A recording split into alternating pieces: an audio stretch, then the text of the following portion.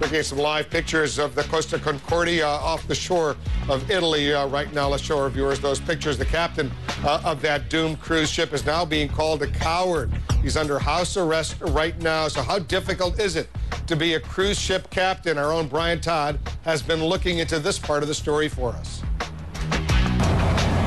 Wolf, this accident has left many people asking, can they count on the captain of a given cruise ship to ensure their safe passage? How tough a job is it? We came here to one of the busiest cruise ports in the world to find out. Bill Wright remembers the first time he took the helm of a major cruise ship. He calls it a humbling experience. As soon as we had left the dock, it was a departure from Miami. The ship was the sovereign of the seas, and immediately after having left the dock, we had to go back to the dock to take on or to evacuate a medical emergency. Wright is a captain with Royal Caribbean International. He's piloted at least half a dozen cruise ships in their line over 20 years.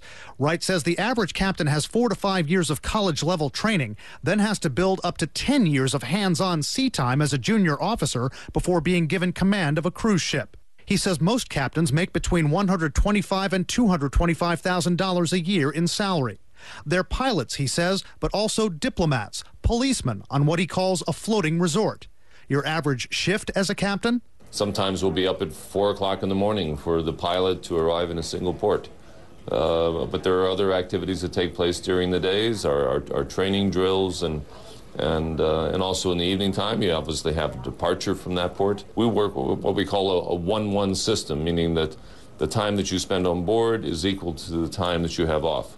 In our case, 10 weeks on board and 10 weeks off. Wright says it's not stressful because you can build in rest time, especially on a so-called sea day when the ship's not coming into port or departing.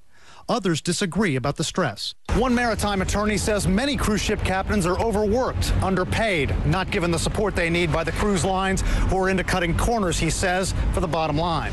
Jack Hickey represented major cruise lines for 17 years. He now represents passengers. He says this about captains. They work basically 24/7. They're on duty 7 days a week, and they go out to sea for months at a time, which is something that captains all around the world are faced with. But these are stresses, and these are people who are in charge of 4,000, 5,000, 6,000 people.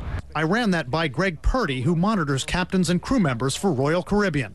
I think, again, you just have to consider the source, and where I work day to day with the captains, this isn't the message that I hear.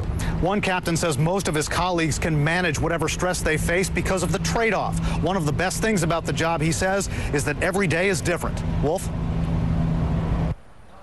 Brian, thank you. Looks like there may be some room for Sarah Palin.